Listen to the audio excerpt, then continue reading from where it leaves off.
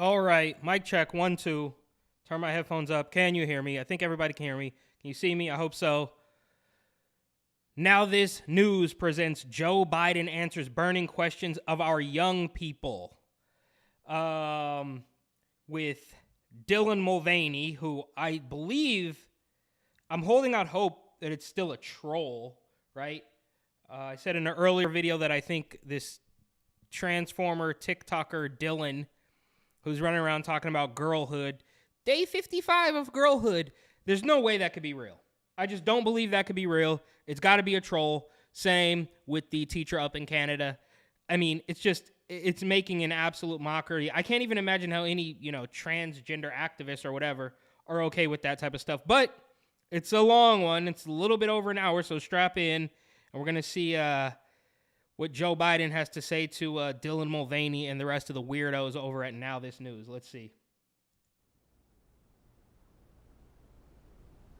Good evening. Welcome to the Now This Presidential Forum. I'm Alejandro Alba. We're here in the East Room of the White House, sitting down with President Biden and 6 guests to dive into the most pressing issues facing young people today. Of course, so naturally they have to have this minority guy. Oh, Alejandro Alba. We're in the West Wing of the White House right now, and there's no white people. We cannot stand the white people, except, of course, for Joe Biden. He is the best and only old white person. We love him.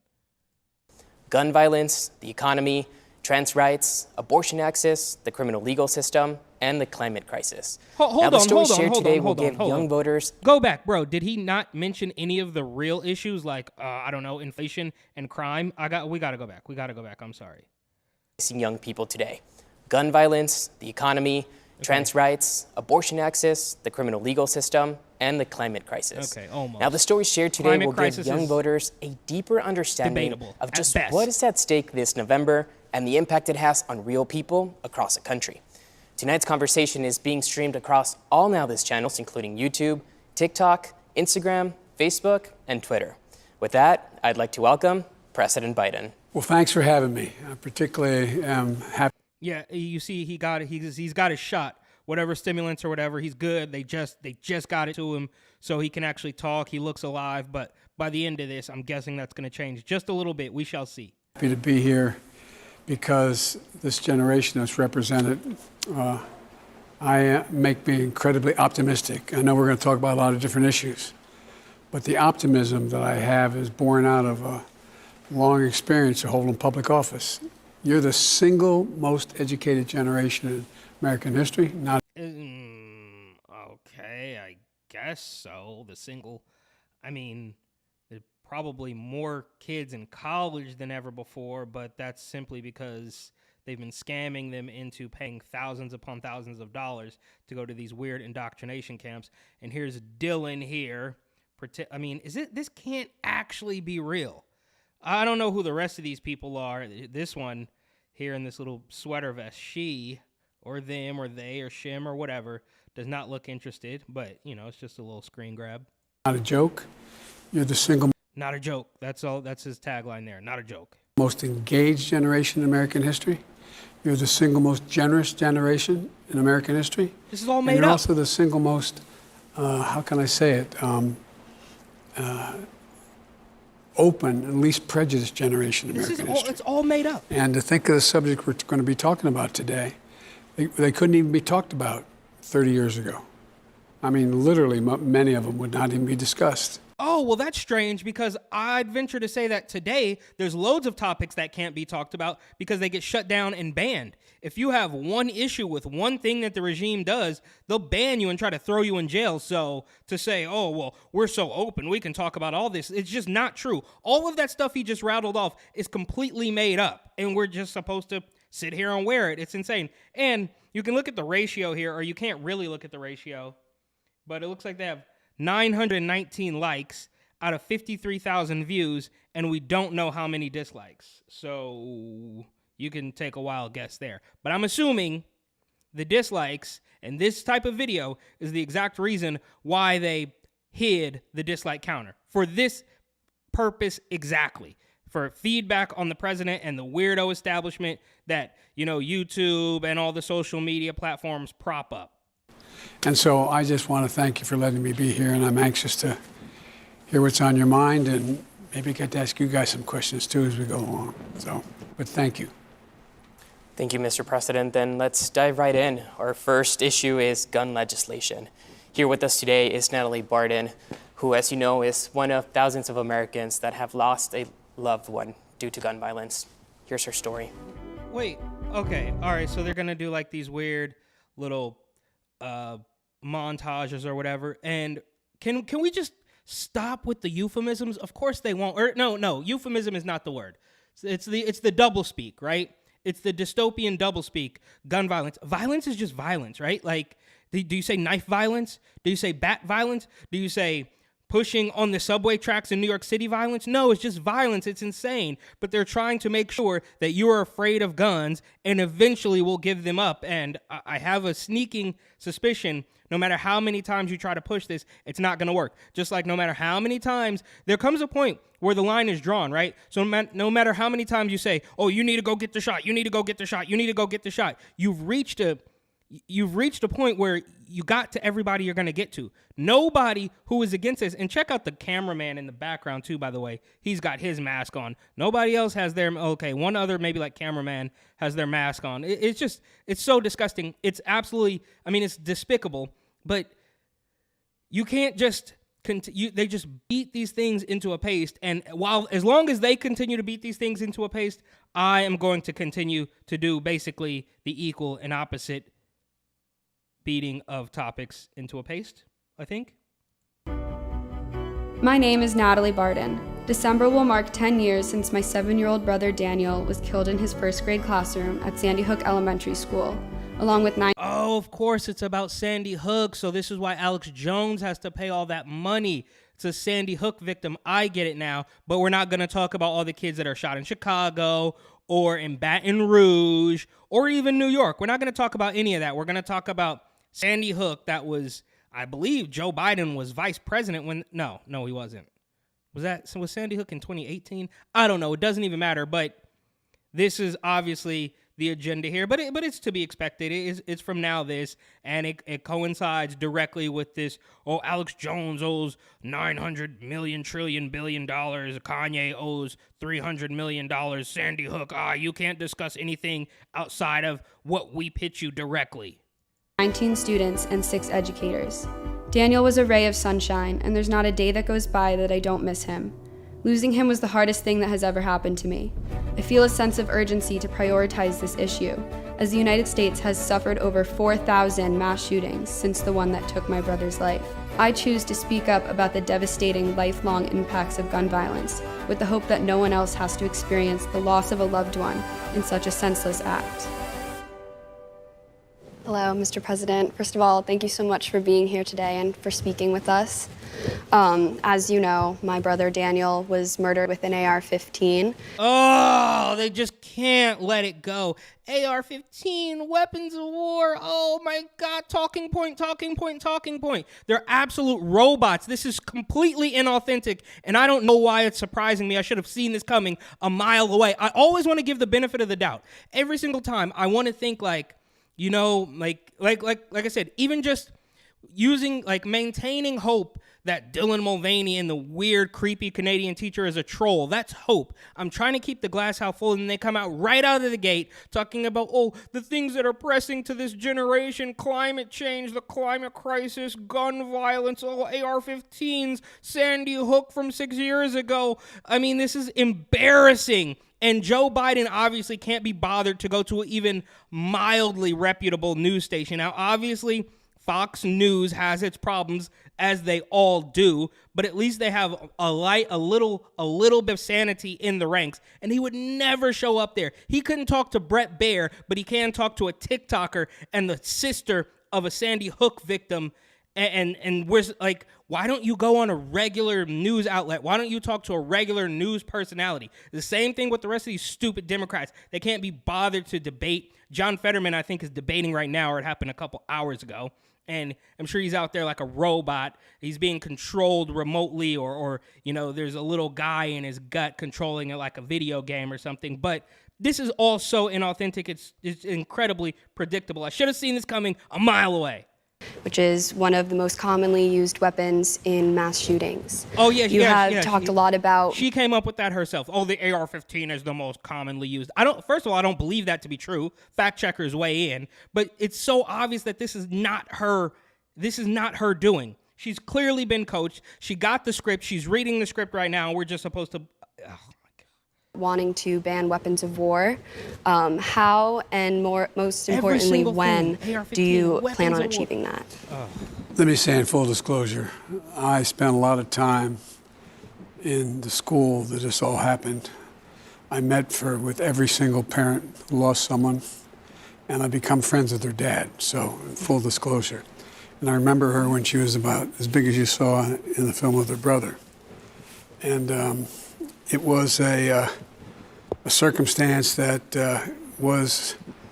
I visit every mass shooting site that has occurred in a number of years, going all the way back to your school.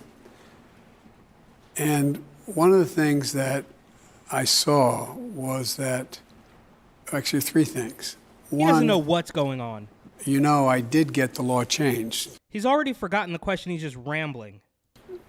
Of banning assault weapons back in 92 or 3. She doesn't know anything about 92. But I can only do it for the next number of years. It had to come up for reconsideration. And when it came up for reconsideration in the Bush administration, they did not let it. They let it go. They wouldn't support it. And I've been trying to get it changed since then. But here's the deal. One of the things that occurs, there's two things I think would happen in your school. One was that was the mom who had all those weapons, his mother, and he had access to them. Right now, folks, if we were not at the White House, we were at a restaurant, and I left the keys in my automobile, and some underage kid came out, stole the automobile, was driving and killed someone, I'd be liable. I'd be civilly liable, because I was irresponsible leaving the keys in the car. I think anyone who owns weapons, any weapon, should have to lock them up. If they're legal weapons, lock them up. Oh, okay, but if they're not legal, you don't have to. I haven't shot them in a long time, but I have 2 shotguns. My deceased son had a shotgun. We used to target practice. But the fact of the matter is they're locked in the case. My deceased son. So no one should be able to access those, number one. No, I don't think that the these assault weapons are just that. They're made for one reason, to kill people. As when I was trying to get it passed the first time and got it passed, hunters in Delaware would say, well, I said, how many deer are wearing Kevlar vests? Oh, the same joke. How many folks out there the same joke. What purpose is to have a gun that a bullet can travel 5 times the speed of an ordinary bullet? So what we did was, this time around, we finally, in first time in 30 years, got gun legislation passed.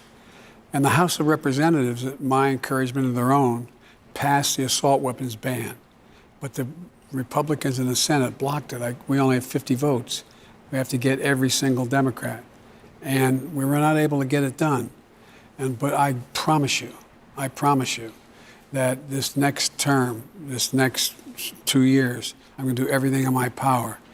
The American people support doing away with those weapons. False. And honey, I shouldn't say honey, I remember when you were little, but honey, you know the tragedy that occurred. And what maybe you don't know is, folks, after what happened at her school,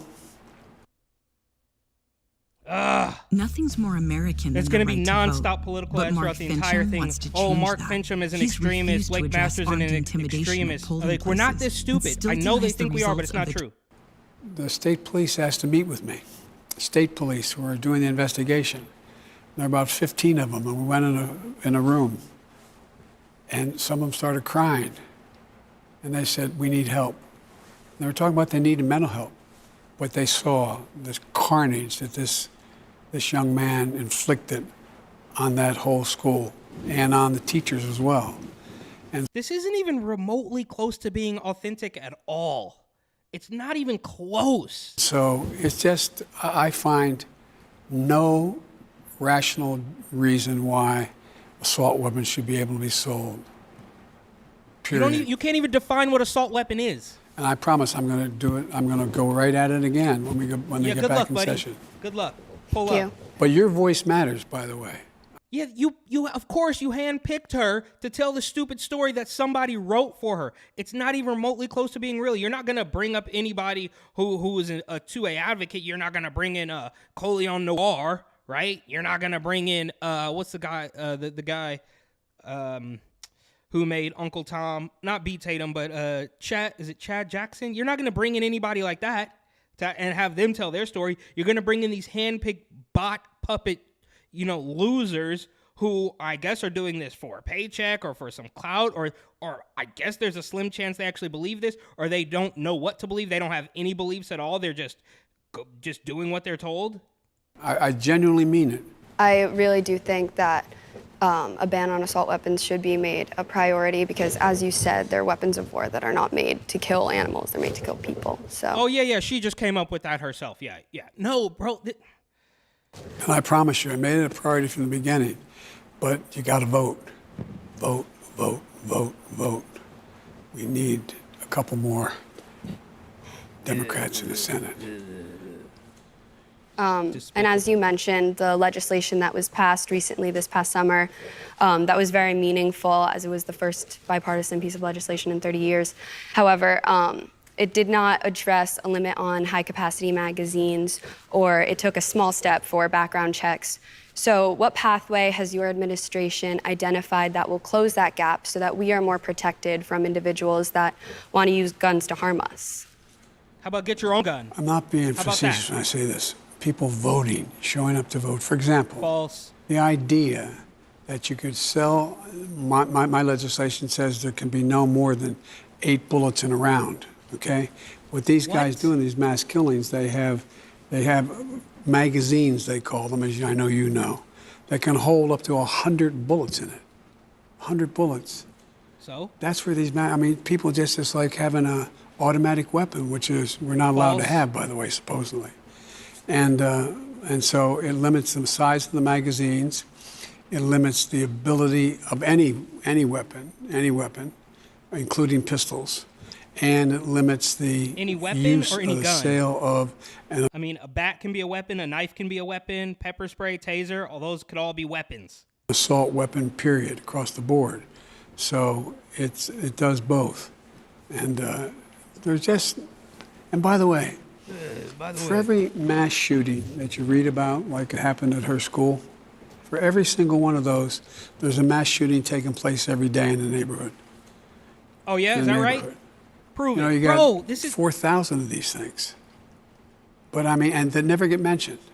People walk into a school, but in tough neighborhoods, there's mass shootings every single day. Oh, really? Yeah. Every single day. Yeah, in Chicago, it's wrong.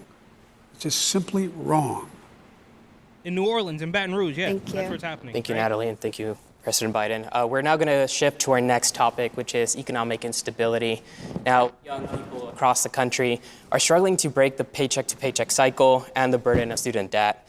Like many of those seeking college education, Joshika Kumaran fears the enormous debt she has to take on. See, you see they have their hold on. Pause real quick. Yeah, see, they have their little note cards, right? Because none of it's authentic. They can't go off the dome. They can't go off the top because they don't know what they're talking about. They're just being fed a script and they have to read it. And it's surprising that I guess they couldn't even be bothered to memorize a couple words of the script, right? I mean, they're not actors, but you can memorize a couple lines, right? They got these little note cards so they don't.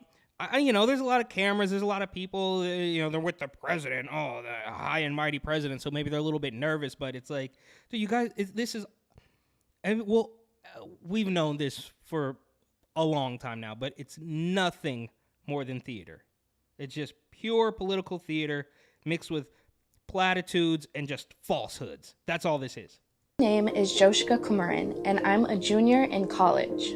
A college degree matters because in the United States, education is linked to future earnings, and every potential penny could make a difference. My parents were stretched thin and wouldn't be able to contribute anything towards my tuition. Both my parents had lost their jobs, and my brother's brain tumor went from benign to malignant. The burden of my college debt is on me, and that is daunting. Having any amount forgiven is a weight lifted that gives us more hope. I also know that millions of current and future college students will also be saddled by debt, unable to access this forgiveness, or because of a broken higher education system that seeks to profit off of our quest to achieve the American dream.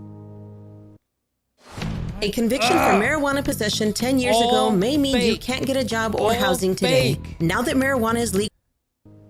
First, I'd like to say thank you, Mr. President, for having us and being able to have this conversation with all of us.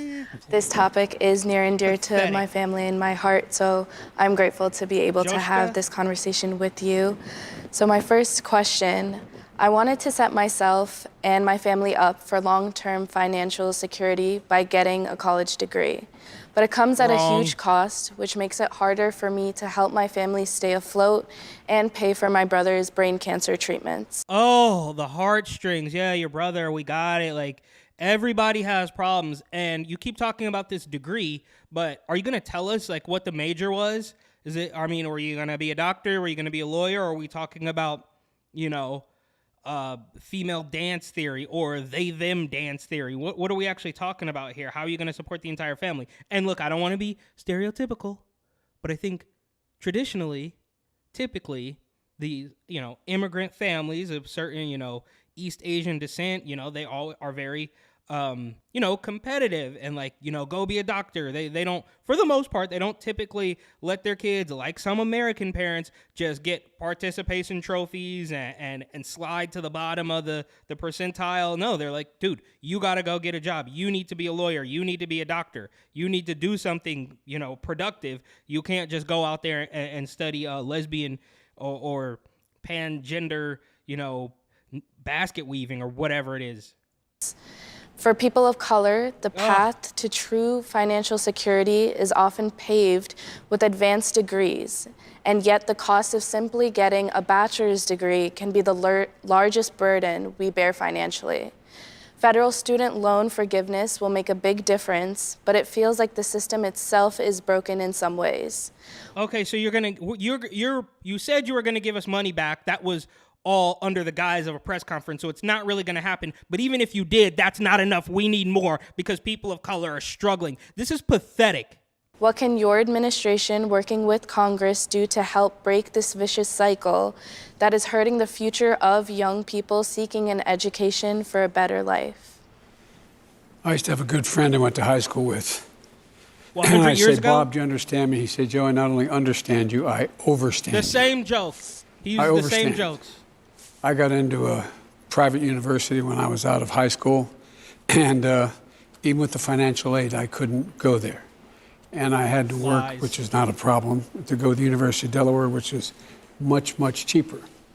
Now, just in the last 40 years, the four-year university cost of a four-year university has tripled in the last 40 years to go to the school. Yeah, I wonder why that is. And Pell Grants used to cover 80% of a college tuition. Now it's down to about 30%. And thirdly, what's happened is the states, for state-run universities, like the University of Delaware, the University of Michigan, the state universities, in fact, they've cut back significantly on what the state contributes to the cost of the education. And all three are a gigantic problem, and it leaves a lot of people like you and my family, before I was elected to the United States Senate, in considerable debt. If you go to a private university, it's I had a son who passed away who was an Attorney General of the state of Delaware. I'm still paying off his debt. You go to a private university like where my son went to, and I went to a great university, Delaware. They went to Yale and they went to, Penn. I'm joking, obviously, but you know what it cost? It cost $85,000 a year to go. How do you do that? And so my point is that we have to do three things, in my view. Number one, point out that universities, in many cases, are raising tuitions without any good reason. Because it's a scam. Raise those tuitions. Secondly, we got to encourage state legislative bodies to say, contribute more to college education as a profession to allow the state university to be run. So what I've done, I provided a lot of money, particularly for HBCUs, black universities, and minority-serving universities. We're investing, I think it's a total of roughly $40 billion, overall for education overall. And the other piece what we're trying to do is, you probably are aware, I've just signed a law that's being challenged by my Republican colleagues, who are the same people who got PPP loans for up to close to, in some cases, up to $500,000-$600,000. They're going to buy it, but everybody's not that stupid. The individuals That's why you don't have any likes on this those. video. But what we've provided for is, if you went to school, if you qualify for a Pell Grant, you qualify for you qualify for $20,000 in debt forgiveness. Secondly, if you don't have one of those loans, you just get $10,000 written off. It's passed. I got it passed by a vote or two, and it's in effect. And already a total of, I think it's now 13 million people have applied for that service. And, what I think we should be doing as well is, right now there's a payment program that you never have to pay back more than 10% of your disposable income for your college. I think that should be cut to 5%, and I think that should be kept. And I've proposed that, that's passed, and so on. So anyway, there's a lot of things, but the biggest thing we can do also is to help with Pell Grants. And I want to double the Pell Grants, the size of the Pell Grants. So we began to bring this back into some kind of equilibrium again. There's a lot more to say, but I probably already said too much. Nonsense. Thank you, Mr. All President. nonsense. If you want to ask me anything else, please. I do have one other question, but your administration moved to cancel billions of dollars in student loan debt through an executive action. Those of us who do receive this relief fear that another administration could reverse the cancellation and resaddle us with the same debt. She can't, it's not even her question. She's having trouble reading the question off the note card. I mean, how incredibly transparent could this possibly get? What does a sustainable solution look like that can't be reversed with a new administration? Well, hopefully there's not going to be a new administration. It's going to change it in the next 6 years.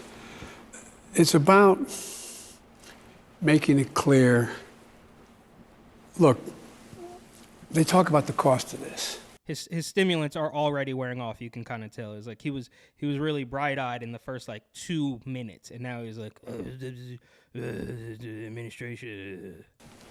Well, at the same time, the people who are criticizing the cost of this were the same people who voted for a $2 trillion tax cut for the very wealthy in corporate America. We did a couple things to pay for this. One, I was able to cut the federal debt my first year by $350 billion. And I just want to ask a question. This is all obviously nonsense, but can we do a town hall with maybe some people who aren't in the pocket of the establishment? You could just pick random people. You could just go to South Dakota or Arizona and just find people at a grocery store and talk to them. How about you do that? You can get just 5 regular people. Not these weirdo Gen Z bots that you've already brainwashed or paid off or whatever it is. Just get some regular people. How about a mom of 3 at the grocery store? You want to talk to her? You don't want to talk to her, do you? This year, the federal debt is going to be cut in the fiscal year by $1 trillion. $1 trillion, billion, million. And when we passed the Inflation Reduction Act, which allows Medicare to negotiate drug prices so they're fair, we pay the highest drug prices of any country in the world, any major country, that's going to create a $30 billion cut over the next 10 years. Trillion, billion, million. And so, $300 billion. And so the point is, we can afford this.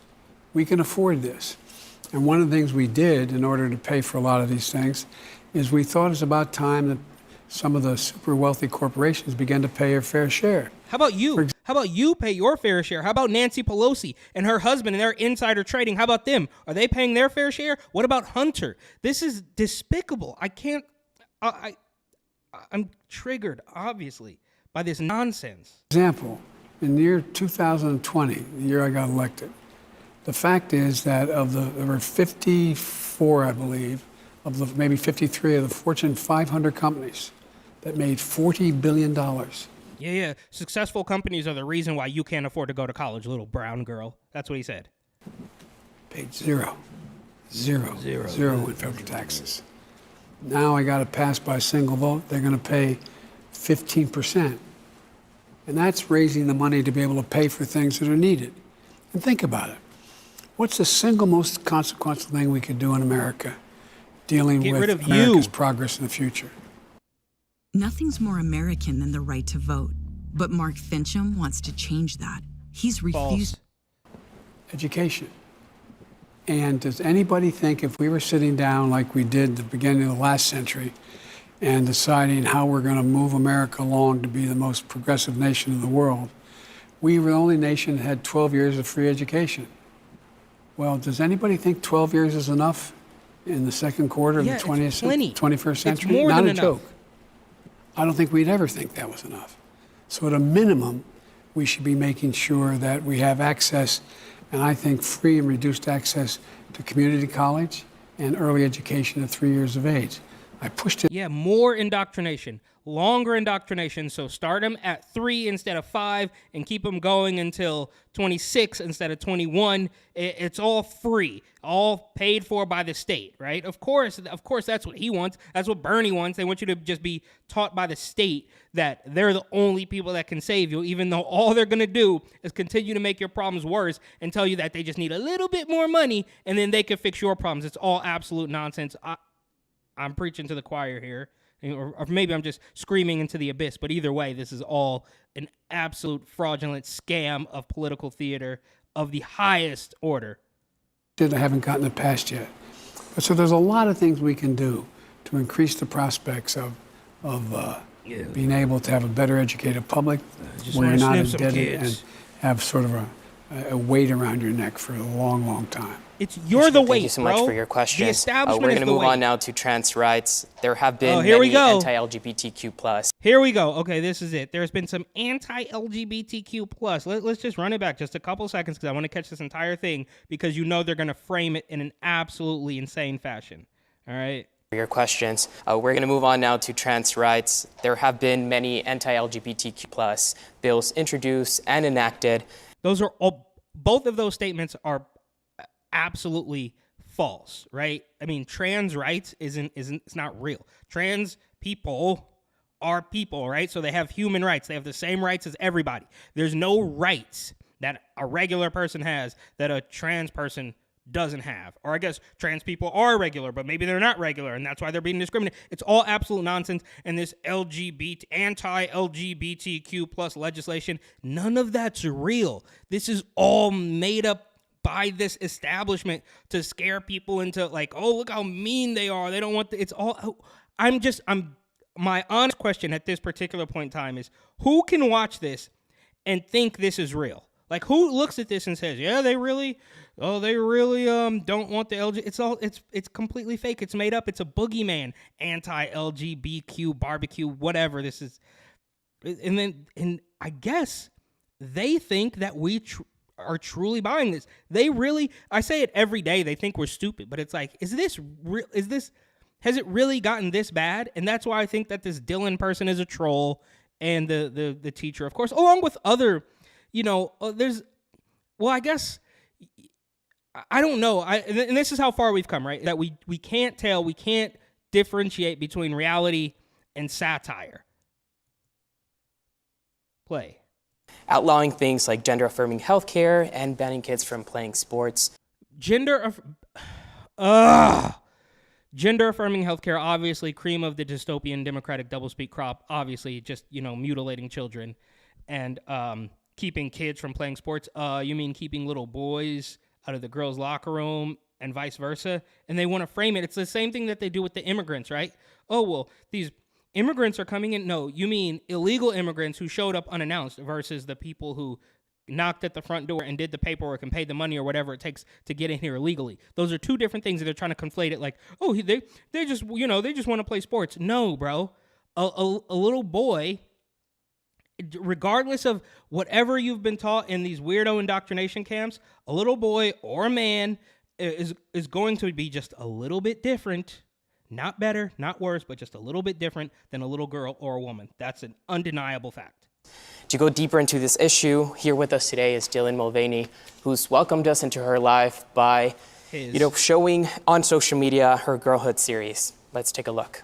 This can't be real. So this person has trolled his way all the way up to the top of the leaderboard, because there's no way that Dylan thinks this is real and everybody in this room is like, oh yeah, this makes sense. This is nice. Impossible.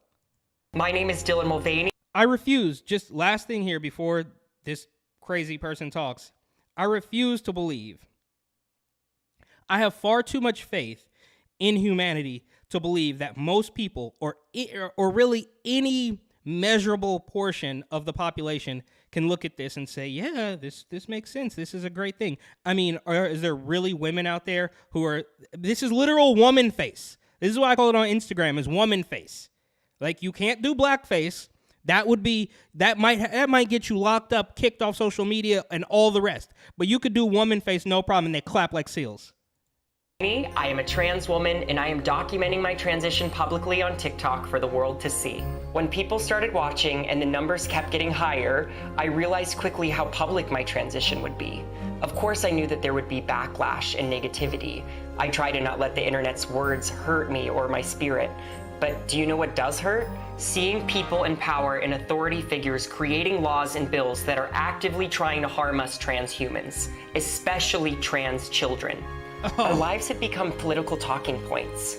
Lawmakers in many states want to exclude us from participating in sports or getting proper health care. Some folks want to decide where we can use the bathroom.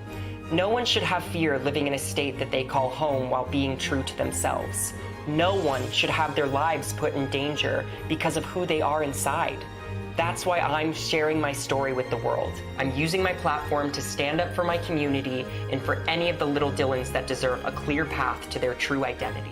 No, Mr. President. No, stop. Your true identity is, look, everything, it's always opposite day in clown world. Your true identity is how you were born. You are trying to change it, which is fine, but stop trying to trick us and manipulate us and coerce everybody else into believing your delusions.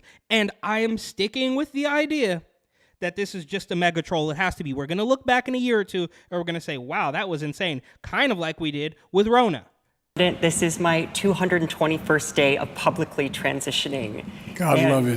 Thank you. I am extremely privileged to live in a state that allows me access to the resources I need. Yeah, so why are you worried about it? And that decision is just between me and my doctors. But many states have lawmakers that feel like they can involve themselves in this very personal process. Do you think states should have a right to ban gender-affirming health care? I don't think any state or anybody. There is no such thing as gender-affirming healthcare. Now, I get it. They're in their little bubble, so they're going to use their euphemisms and their doublespeak. But anybody outside of this, if this fraud, fake, phony, empty suit president would go to any sort of real, reputable news source, you cannot talk to him in this type of democratic doublespeak. It's got to stop. They should have the right to do that, as a moral question and as a legal question. I just think it's wrong. I think I was saying before we started that my deceased son, used to be the Attorney General of the state of Delaware. Of course. He passed the broadest piece of legislation that he, as Attorney General, was able to convince the legislature and the governor to sign. Dude, Joe Biden wasn't even for gay marriage when he was first elected vice president with Barack Obama. They weren't even pro-gay marriage at that point in time in 2008? And now he's pretending that, yeah, of course, go to the gender-affirming care and get your body sliced up. Again, I don't typically care about it. I think it's absolutely insane. But what is infuriating is the fact that they are trying to trick people into, no, not even trick, sorry. They're trying to force people by way of censorship to agree with this nonsense. And I can't believe that Dylan goes home at night and thinking, oh, yeah, that was a great day of being a girl. It's like, yeah, I trolled them good. I got to talk to the president all with this phony act. that dealt with all gender affirming capability. I mean, there's a lot of, even the phrase, the term, whatever, gender affirming care wasn't a thing until like a year or 2 ago, 2 years ago. Like, I mean, gender affirming care, give me a break. How about you say what it really is? I won't say because then I'll get kicked off, but how about you say what it really means? How about that? Sometimes they try to block you from being able to access certain medicines, being able to access certain procedures, and so on. Yeah, more pharmaceuticals. None of that should be available. I mean, no state should be able to do that, in my view. So I feel very, very strongly that you should have every single solitary right, including use of your gender identity bathrooms in public. Thank you. Thank you. And it feels like Republicans have turned trans and non-binary people into this thing to blame society's downfall on in some ways. Yeah, fact. And this narrative is not only dangerous to our mental health, but also our physical safety. And particularly trans women of color are being murdered at an alarming rate. More than any other group of people. Thank you. How can Democratic leaders be more effective in advocating for us trans people and our families and our lives and our opportunities? I'm not being facetious when I say this, being seen with people like you. What? No, I mean it. I genuinely mean it. People fear what they don't know. No, they fear what they don't know. know. We know about this. And we know when it's a people scam. Individuals realize, oh, this is what they're telling me to be frightened of. This is the problem. People change their minds. People just don't know enough to know. And it's not because of intellectual incapability, it's just lack of exposure. And I think that it's really important insane. We continue to speak out about the basic fundamental rights of all human beings. And the idea that what's going on, in some states, I won't get into the politics of it, but in some states, it's outrageous, and I think it's immoral. The trans part's not immoral. What they're trying to do to trans persons is immoral. Thank you. And do you have any messages to the families of trans folks that are seeking, options for their children, but are struggling to find resources? Do you have a message to those parents? Yeah, I do. This is blood of your blood, bone of your bone. What? And it is. What? Again, speaking to my son, when he spent a year in Iraq and he was a decorated soldier. He volunteered to go. He had to give up the Attorney General's job and then came back to it. And he started a foundation I'm not allowed to talk about now because I can't raise money for it any longer. But it was for abused children. And one of the things he did is raise millions of dollars, this organization, to basically educate parents as to what they should not be afraid of, and to educate the community. What is happening? As to what is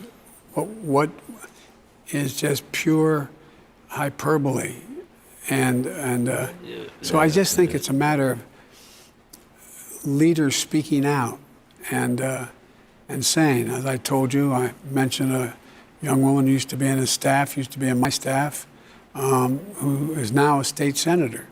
And she's trans, and she's a state senator in the state of Delaware, in an area What's the that name? was historically very conservative, the part of Delaware. And she's running unopposed this time. So things are changing. No way. Things are changing, but it's a matter of us acknowledging that there's nothing to be, just because it's different, there's nothing to be fearful about. Thank you for your questions, Dylan, and for using your platform to empower others.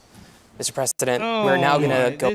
This is absolutely despicable. I can't believe this. I can't believe we're even playing this game. We've gotten so far off the rails that people are taking this seriously, and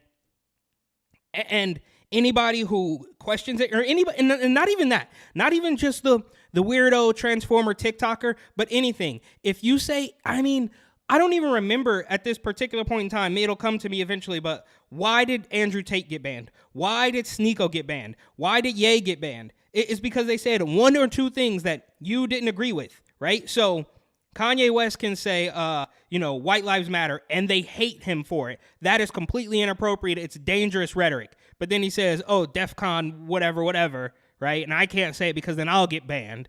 But if he would have said that same thing about the white people, it would have been fine. And we all know that, and we see the two-tier justice system in action at every single turn, right? Every single moment, right? Like J6 people serving hard time, but if you threw a Molotov cocktail at a cop during a BLM riot, then you might have got a little bit of probation, right? If you literally helped burn down a Wendy's and you got nothing, Kamala Harris fundraised for you to get you out of jail. But if you if you went to a Dunkin' Donuts in Washington D.C. on January 6th, then the feds were looking for your communications. So